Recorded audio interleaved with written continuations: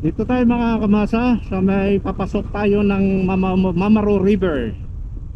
Titignan natin dito yung Mamaro River, no, mga kamasa. Medyo maganda pala ang kalsada nila rito, no. Medyo maliit lang.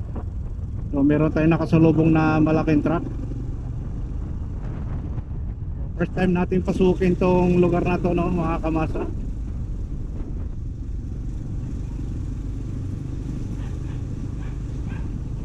Magandang hapon po sa inyong lahat dyan. Lahat po ng nanonood ng ating video ngayon.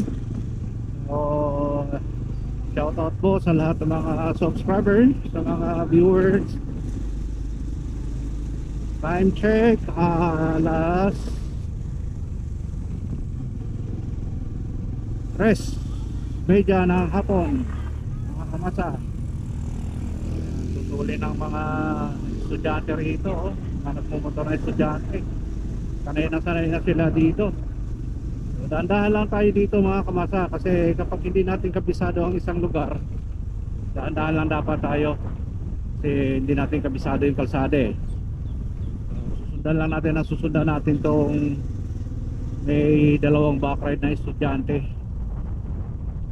So, medyo bahagyang sigsag pala tong lugar na to, no? Maliit lang ang kalsada rito.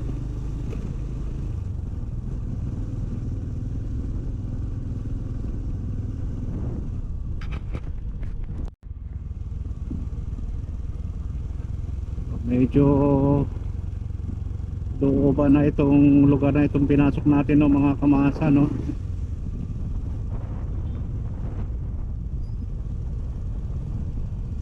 Probinsya ang dating dito, no, mga kamasa, oh.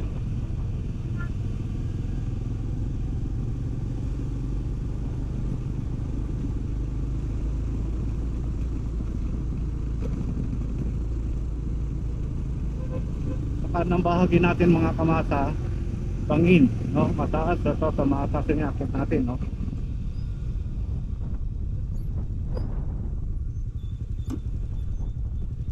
Ayun, stop over muna natin saglit, no, mga kamasa. Titignan natin dito yung mga ano, overlooking.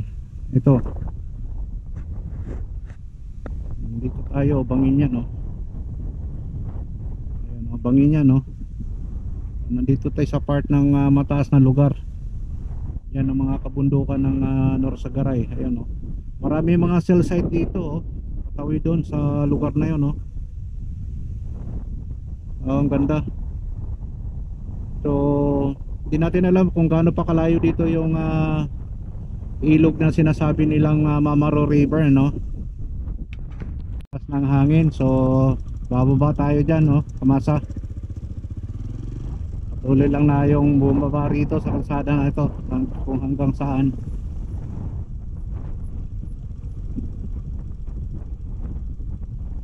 Boy, malayo pa yung ilog dito. Diyan na lang po, diretso na lang. Diretso na lang to. Okay. Thank you. Oh. Wala.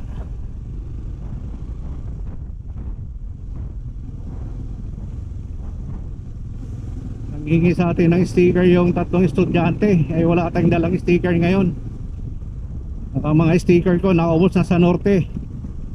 Kaya hindi pa tayo nakakapagpagawa ng sticker. Papagawa pa tayo.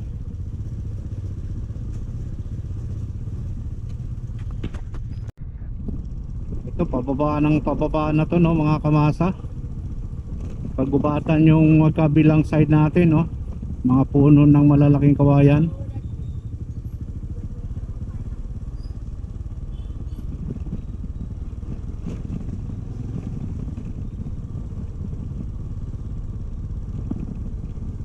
Maganda ang paligid naman natin dito. Malamig ang panahon nila rito. Pati hangin malamig. Puro pababa pala ito mga kamasa. Pababa pala ito, puntang ilog eh.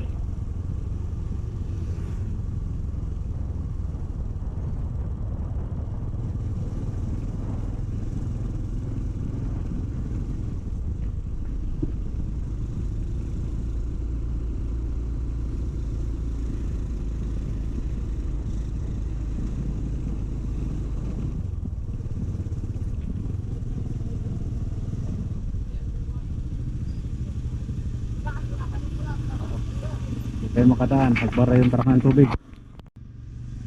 Ito na oh mga kamasa oh.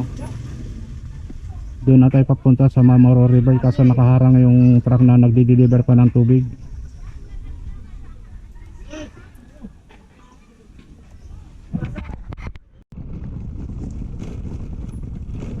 Hirap pala ng kalsada dito.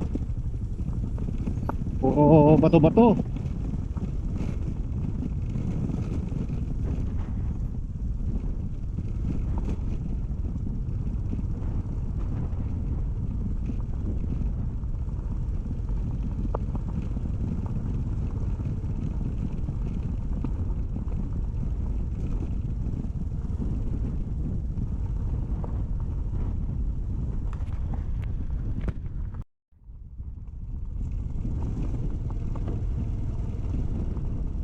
Ayun, meron palang ano dito. Gate Republic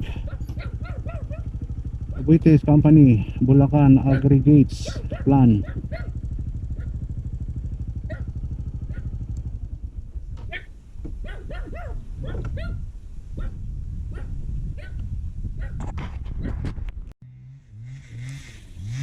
Dito tayo ngayon mga kamasa sa Barangay San Mateo, no? Yung sinasabi nilang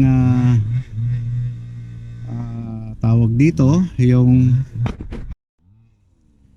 ayun, dito tayo ngayon mga kamasa sa may lugar ng San Mateo, Norsagaray, Bulacan, ano? Dito po yung sinasabi nilang Mamaro River, no? So ito po yung papunta doon sa ibaba, papunta doon yung Mamaro River. So medyo alanganin na po yung oras natin ngayon. Medyo lalakarin daw po yan ng siguro almost 30 minutes diyan sa pababa na yan. So medyo alanganin na po tayo dahil mag 5 o'clock na. Then tatawid pa tayo ng ilog, manunod pa tayo ng kuweba doon sa tabi ng ilog. So medyo kakapusin na ang inyong lingkod sa pagpunta rito. So siguro ang masabi ko na lang sa inyo, next time na lang siguro, no, ipakikita ko sa inyo yung Mamaro River, no. Ayun, nakita natin yung mga kabundukan, no. Yun, may puro puno ng mga saging. So ito yung paligid. So ito po yung kinakameran po natin ngayon. Ito po yung parking, yung parking po nila. Dito lang po tayo pwedeng mag-park. Wala pong pwedeng bumabang sasakyan dito sa lugar na yan. Yan. Hanggang dito lang po ang ating mga sasakyan. So maglalakad po tayo dyan ayon sa ating nakausap dito.